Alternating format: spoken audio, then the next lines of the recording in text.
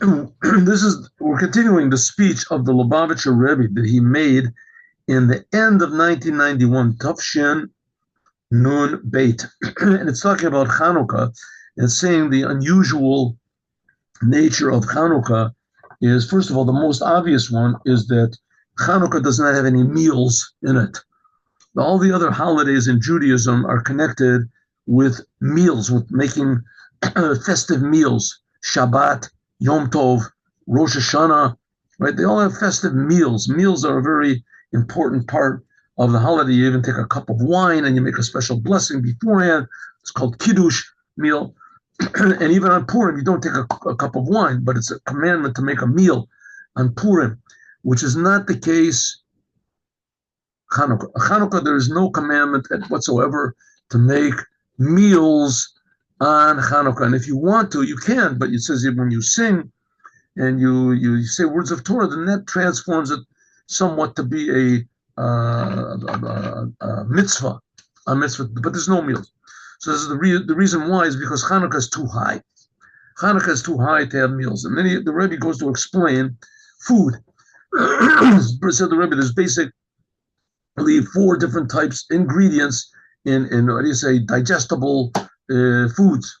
There's bread. Bread means like regular, bread. And also, which includes everything else, which is normal in a meal, meat, if you're a vegetarian, vegetables, whatever. So there's food, regular. Then there is water. And then there's wine. And I guess you can include in that other alcoholic beverages, but wine. And then there's oil. This is the Rebbe. Food, even the spices which are in food, and water, those are regular staples. That's regular. And wine, that's a little bit extra. You don't have to have wine, but wine sort of makes you happy and makes you this.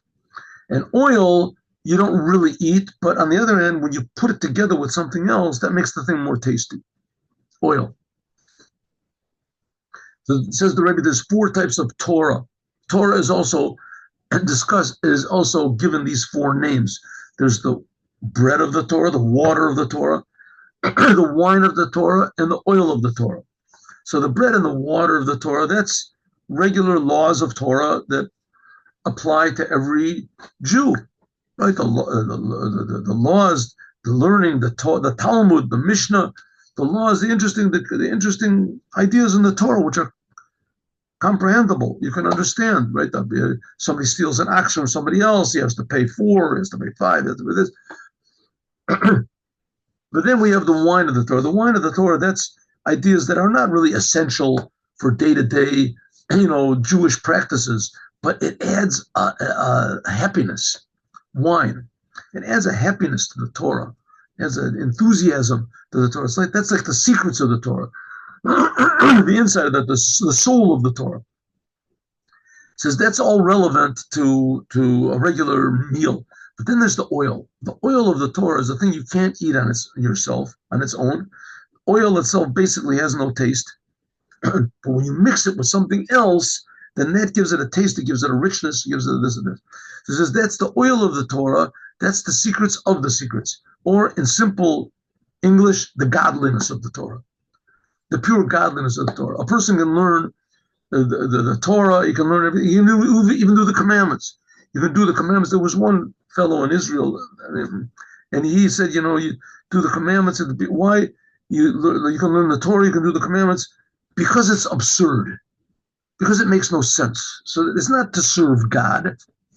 You just want to live in the absurd, right? He was this philosopher that died, anyway, in Israel, recently, right? Okay, so in other words, you can do the Torah, you can do Kabbalah, you can do, the commandments, you can do all this, but you're not really connected to God. In other words, the main connection you have is to yourself. The Torah becomes an additional thing to yourself. It becomes something that inspires yourself. You become a big Kabbalist. You can open the Kabbalah Center. It was designed to improve yourself, right? You learn Torah in order to go to heaven. What a mitzvah. So that's okay. A person who wants to do that, that's all right. At least he's doing the commandments. He's doing what he's supposed to do. But it's incomplete. It's incomplete. It is incomplete. And especially it can easily go off into the wrong direction because you're basically not surrendered to anything. You just want to increase yourself. And if surrendering yourself to the Torah will increase my standing then you're willing to do it, willing to make a sacrifice like anybody else. A businessman makes an investment, maybe he'll lose. In Torah, you make an investment and maybe you'll lose, but maybe you'll win, you go to heaven. Okay, that's without oil. The oil of the Torah, that's, so to speak, the holiness of the Torah. That's the pure godliness of the Torah. When you touch on the godliness of the Torah means that I don't really exist. God is creating me. God is creating everything. I am really not here. I'm not here. I'm a big miracle. God is creating me every single moment. That's the oil of the Torah. Totally incomprehensible. I can't understand it. But that's the true essence of what the Torah is. And that was the battle between the Greeks and the Jews, the Hashmonaim. Most of the Jewish people went along with the Greeks because it was logical too. And why not? And the Greeks said you could do the commandments. They weren't against the commandments. They were just against this thing of Jewish identity. The Jews are essentially different than everybody else. The commandments are essentially different than any other customs or rituals. In other words, the godliness of it. That's what the Greeks wanted, the oil. That's the battle that we're fighting. Who says the Rebbe, that's the whole, they want to call it the craziness of the Torah, the essence of the Torah, the Abraham aspect of the Torah. He's willing to do everything, even sacrifices. Whatever God says to do, he's doing it. He doesn't think about himself at all. And that's really the essence of what Judaism is. So, okay, as is understood, to have a child is born without a soul, that's terrible. But to have a child born without a body, that's nothing, right? Congratulations, you've given birth to a soul. Wow, it's a soul. What does that mean, right? So the Torah is the soul. On the other hand, to have somebody, a body without a soul is a very sad thing. But at least there's a chance, maybe you can give him artificial respiration, give him, shocks or something. Maybe he'll come back to life. The same thing, the Torah. The Torah, without the oil of the Torah, it's like dead. It's like dead. It's not true Judaism. It's, I'd say, they used to have in America, I remember, kosher style. They used to have corned beef, kosher style. What does it mean, kosher style? It came from a cow. It didn't come from a pig. Kosher style. It's not kosher. It wasn't kosher. It was kosher. The same thing, Jewish style. You have Jewish style. Jewish style means, you do a couple of commandments here, do a couple of commandments there, or maybe even do all the commandments. But the God is not part of it. God is not in the whole business. The craziness of the Torah is not there. It says the way you can really tell is how you treat other Jews. That's how you tell. Rabbi Akiva, Rabbi Hillel, how you treat other Jews. If you treat other Jews with love, you overlook their faults, then that's a sign that you brought godliness into the Torah. Godliness. That's the oil. Oil also spreads out. So okay, when does this oil really start to be revealed in Judaism? The revelation of this really began on Yud Tet Kislev. Yud Tet Kislev, that was the holiday we said when the first Rebbe of Chabad got out of prison. Yud Tet Kislev. Okay, now the Baal Shem Tov came into the world to reveal this thing called Chassidut. Chassidut is exactly what we've been talking about, the godliness of the Torah. Now, the godliness of the Torah is, like we say, like oil. On one hand, it floats above everything. And on the other hand, it permeates everything. That's pure godliness. To show that even the simplest and simplest of Jews, they are totally Jews. And on the other hand, the highest and the highest of Jews, they've got a long way to go. They have a long way to go. So if you make yourself simple, you're a simple part of yourself, so then you're a complete Jew. And a complete Jew has a long way to go. There's a long way to go. So that's like oil that floats up above and it comes down below. So it's not limited, it's dynamic. It's dynamic. And this essence, the craziness of the Torah, the dynamic part of the Torah, that even the highest and the highest of Jews, right, they have to be envious of the most simple, even ignorant Jews. And of course, the most ignorant of Jews, they have to be envious of the people who know Torah. You have to want to know Torah.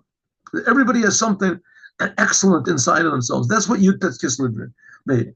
And the craziness of Judaism, the oil of the Judaism, that's above any limitation, and it permeates every limitation. So it says that Yud Tet Kislev. Yud Tet Kislev was the day that the first Rebbe of Chabad got out of prison. He was put into prison essentially by his enemies, that they didn't want him to spread out Chassidut. And when he got out, then his enemies had to be quiet. His enemies had to be, and he realized from this that his enemies were not just people, it was the spirit that was inspiring these people, driving these people to oppose Chassidut. The spirit against Chassidut had abated. And now we could teach Chassidut without any limitations. Without any limitations. So everybody, even the most simple person in the world, can learn Chassidut. That's why we're learning these ideas in the morning. We learn in Likkutei Torah. So you say, this is the essence of the Torah. It's not so mystical. It's not that, fantastic. We're not learning about, the making trips into the upper worlds or leaving our bodies or astral projection or something like that and just becoming holy and simple. Here we learn these ideas, right? And the ideas, it's a nice ideas. Suddenly, when you realize that the ideas of Hasidut is really talking about me, it's talking about me inside, then all of a sudden you start to realize that a Jew is something totally different than what we thought. It's totally different than anybody thought. It's not comprehensible. It's a thing which is totally alive. And that's what was revealed on Yud Tet Kislev, that the highest ideas can come down into simple minds like ours, or like mine. Maybe you're... And then they become practical ideas. To bring it into action, that we have to do on our own. But to understand, right? You can understand, right? That God is everywhere and the commandments are connected to the essence of God, etc. Okay, Gam Be'ikr, not only because, and we have to, not just because the reason we need Chassidut is because there's so much darkness in the world, and the only cure, the antidote to this darkness, the only cure for the darkness is Chassidut, but the main thing is Shaholchem Makarvim Labias Mashiach Tzidkenu. Mashiach, the purpose of Mashiach is not to dissipate the darkness in the world. That's a side thing. The Mashiach is not here to stop all the problems in the world and the wars and the difficulties and the confusion. That he'll do that, but that's a side thing. The main thing of Mashiach is to reveal God in the world. Shenikra Mashiach, God is called, this person is called the Mashiach because he's anointed with oil. B'shemen Kodshi Mishachtiv. Like it says in oil, holy oil, I have anointed him. It's one of the Psalms, 73, Psalm 80, 89.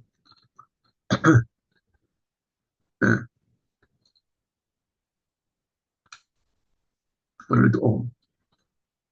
Al Yadol, by means of this, by means of Mashiach, will be the main revelation of oil, secrets of the Torah. Sheyilmud so ta'amei Mr. Tfunotel. That's what the Maimonides says, that the Mashiach will teach the hidden mysteries of the Torah to everyone. Ad ba'otod zman, until in those days, lo ye'esek kol olam, the world will only be interested in knowing God alone.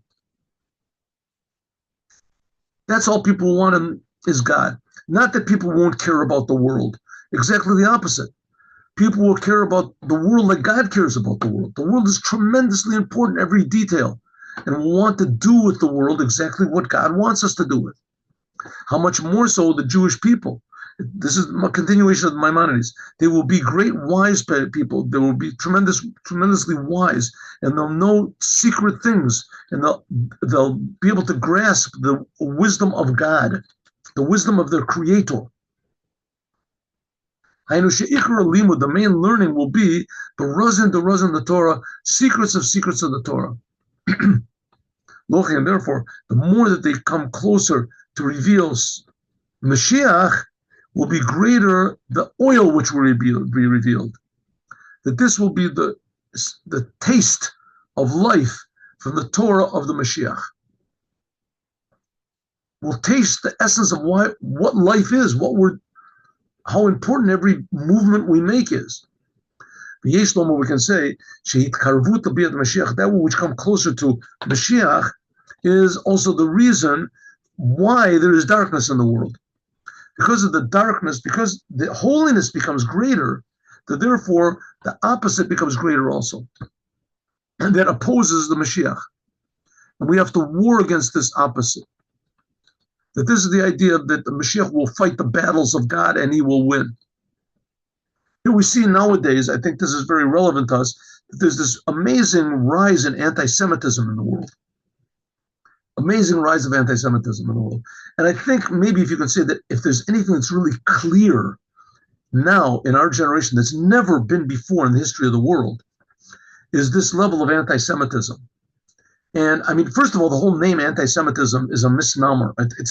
I don't really understand why anybody uses that word, right? They say homophobia, Islamophobia, right? Being afraid of phobia. Okay, and those are, a phobia is fear of something that you shouldn't be afraid of. It's an unnecessary fear. That's a phobia. A phobia means you're afraid of, to go outside. You're afraid of high places. You're afraid of this. You're afraid, right? Doesn't make any. You're afraid of high places. You're afraid to go into an airplane. There's no reason. That's good. Unnecessary fear. Unnecessary fear. Unwarranted fear. I mean, to be afraid of Islam is not unwarranted. I mean, they brought down the Twin Towers. They're conquering the whole world. They're killing people. They took all these prisoners and in Israel. They attacked, they raped, they burned, they took pictures of it. Islam is a thing to be afraid of. I mean, there's good aspects of it also, but it's certainly things to be afraid of, right? Homosexuality is a thing that you have to be afraid of, right? And homosexuality, if everybody was homosexuals, there wouldn't be any human beings in the world. There would be no marriage, no matter. And not only that, it's a thing which is against the Torah, and it's against what God wants. It's against common sense. It's against society. There won't be any children. There won't be any. So those are things to be afraid of. But with Judaism, that should be called a phobia. People that hate Jews, that should be called Judeophobia. There's no reason to be afraid of the Jews. The Jews are not really trying to conquer the world or whatever. And now it's reached, levels of insanity that there's never been before. In the world, they hate the Jews because somehow or other we are oppressing this race or nation, which is called the Palestinians, right? Okay, first of all, we're not oppressing anybody. What's going on in Gaza? We're just fighting a war, right? These fighting a war. These people came and they killed 1,200 people. We're just fighting a war, and the Hamas is hiding behind the people in Gaza. And the people in Gaza, they participated, and the ones who didn't participate actually. They participated, passively. They all rejoiced when the people came back and they showed the pictures of how they were killing. So the people in Gaza are basically our enemies. All of them are enemies, and they all want to kill us. So there is no, and not only that, there's no such thing as a Palestinian people. It doesn't exist. So the whole thing is a tremendous, amazing nothing. It's an amazing nothing. Right? Number one, there's no reason to hate the Jews. There's no reason to be afraid of the Jews. That's called a phobia. Also, this thing of, hating the Jews because of what the Israelis did to the people in Gaza. First of all, they're not doing anything in Gaza. And even let's say that they were. So that's a reason to hate all the Jews in the world. Right? And so what's going on? So suddenly it's becoming more and more clear that the reason that these people hate Jews is because they hate God. They hate good. They hate good. There's no other explanation. There is no other explanation. You cannot find any other logical or illogical explanation for it. And the United Nations hates us, and the professors in the universities hate us, and not just the Israelis, all the Jews, and even the Jews themselves. There's even Jews themselves that they're against, but that's nothing new. So that's what they say. The more light there is, the closer Mashiach comes. It comes to waking up the good which is inside of the Jews, as the bad reacts. It's like a rat in a corner.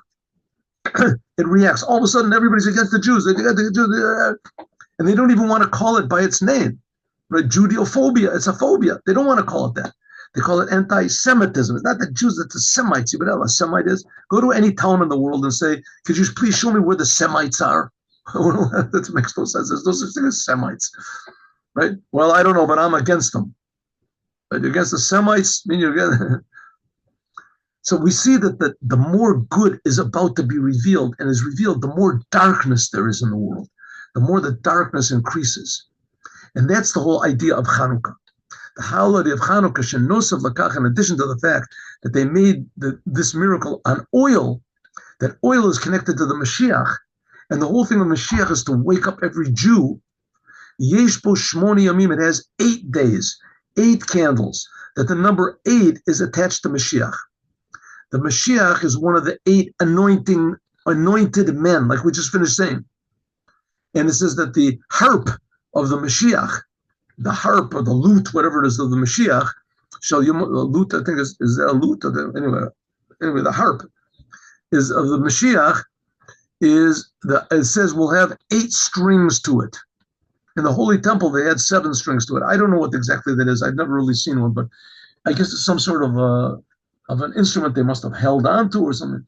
Anyway, it had 8 strings to it. It has, in the temple, it had 7 strings, and the lute of the Mashiach will have 8 strings. Became, and even more, on Yutet Kislev, that's when began the main thing of spreading out as Chassidut outward. Then in this depends the Mashiach. And like the King Mashiach said to the Baal Shem Tov, he said, interestingly enough, all the Rebbes of Chabad, the Lubavitcher Rebbe said that all the Rebbes of Chabad were the Mashiach of their generation. And the Baal Shem Tov was not Mashiach. In fact, the Baal Shem Tov spoke to Mashiach. It says the Baal Shem Tov, it was on one Rosh Hashanah, and his soul went up to the upper realms and went to the realm of the Mashiach. And he said to the Mashiach, when are you going to come? It's the same question that Yeshua ben Levi asked the Mashiach like 1,600 years earlier or something. He said, when are you going to come? So he said, the answer to the Baal Shem Tov, he said, it's a sentence in Proverbs. When your wellsprings, your deep teachings are spread to the whole world. When Chabad Chassidut was revealed by means of the first Rebbe of Chabad on Yutet Kislev, it continued and increased more and more, like the lights of Hanukkah, more and more power. It gathered up more and more momentum. B'kol Shivat Adorot, and all the 7 generations of the leaders of Chabad Chassidut. Right after the Baal Shem Tov and then his people, the Maggid, then there was the first Rebbe of Chabad. He started Chabad, and there were 7 Rebbes, ending with our Rebbe, right? Kolol, especially by means of founding of the yeshivas of Chabad by the 5th Rebbe of Chabad. And the yeshivas of Chabad are called the soldiers of the house of King David. That they go out and they fight the battle of King David to defeat those people who oppose Mashiach, Asher Cherfu Ikvas Mashiach, and to bring actually the revelation of David Malchut Mashiach, to bring the actual revelation of King David, and especially in our generation. That it's already finished, says the Rebbe, we've already finished everything we have to do. Now all we have to do, says the Rebbe, just open up our eyes and see, Hine, behold, Mashiach is coming. Open up our eyes. I'm sorry, I don't remember if I said this last time, but even if I did, I want to say it again.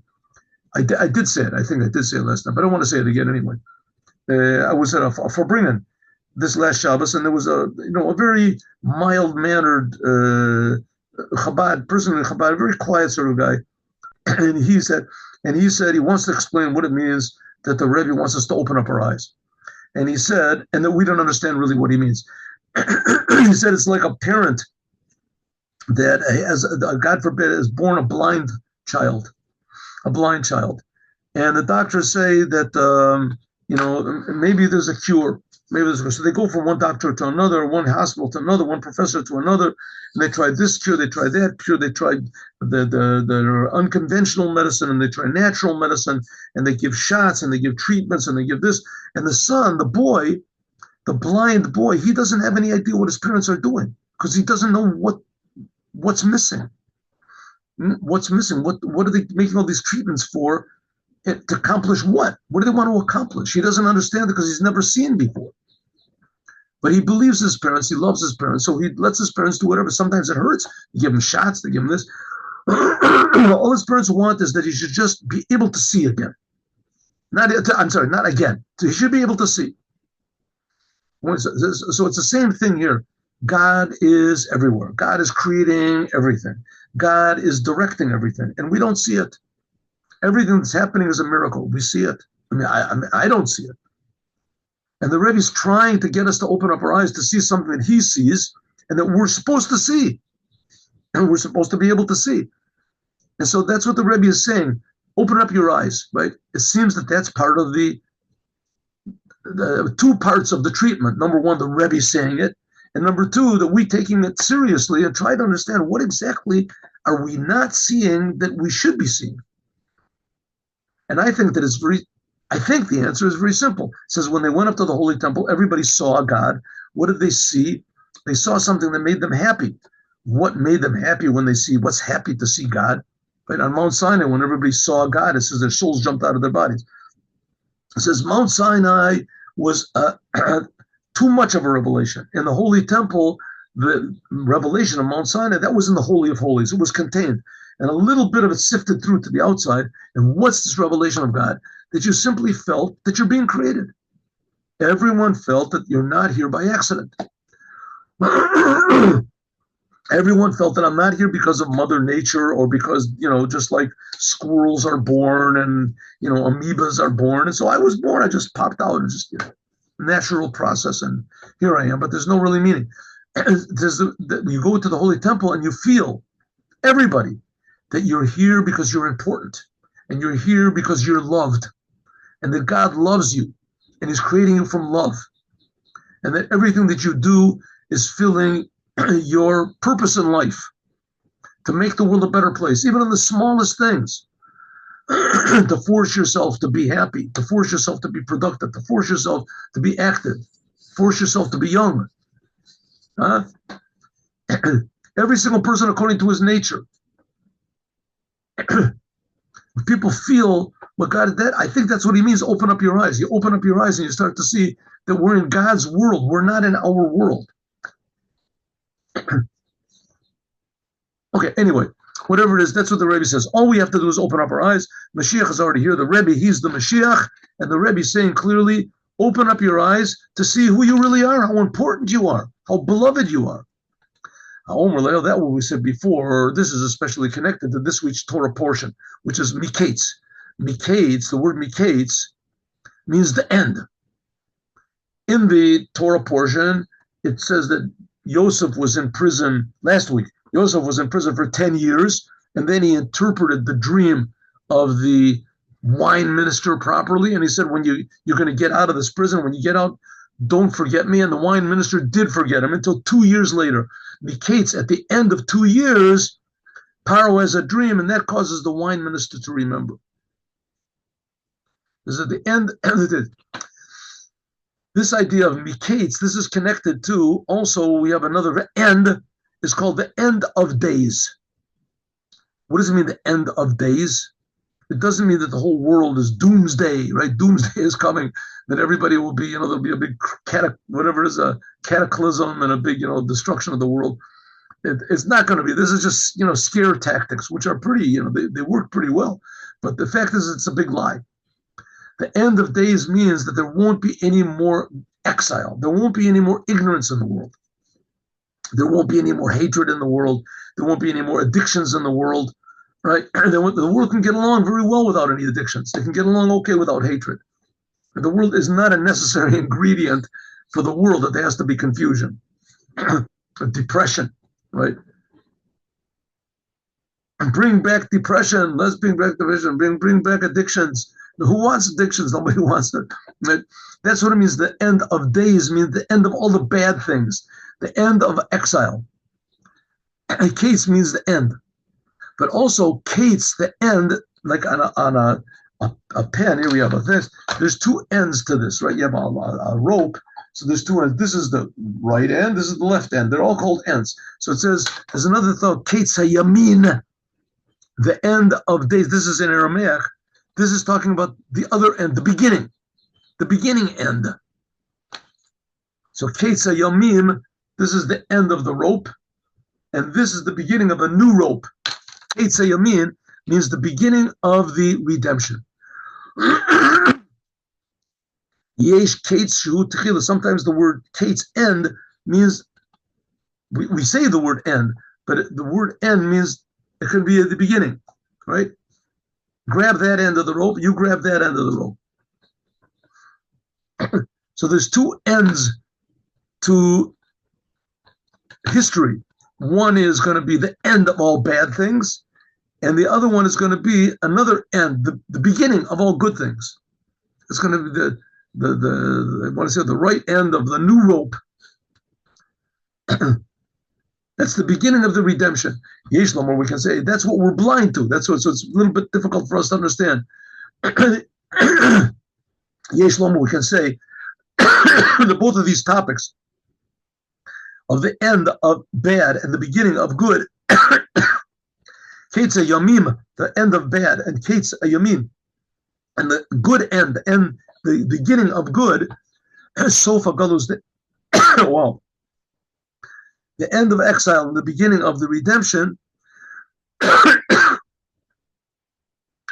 Kashurim, this is attached to the two things we talked about before of the revelation of the oil of the Torah in these last generations. The powering of darkness and coming closer to the Mashiach. The coming close, because darkness is getting more and more now, this is relevant to the end of exile. Kates Yamim. All of the evil is proudly revealing itself. Like I say, anti-Semitism, right? In the universities, the United Nations, they're all proudly coming out and say, we hate the Jews, right? What do you hate the Jews? We hate the Jews because of the Zionists. No, why do you hate the Zionists? Because the Zionists are killing the innocent Palestinians. But there's no such thing as Palestinians. There's no nation of Palestinians. And they're not killing them. It's just not so. We don't care. We have proof. What's the proof? Hamas says, the Hamas is just a bunch of murderers. You have any other proof? The United Nations says, the United Nations doesn't know. You're getting your information from the Hamas. So it ends up that everybody just hates the Jews because they hate the Jews. But they're not nice to say it, so they put it in different languages. But that's what it means. The darkness is proudly raising its head. People are proud to say that they hate the Jews. These same people, they would never say they hate the blacks or they hate Mexicans or they hate anybody, right? They hate the Orientals.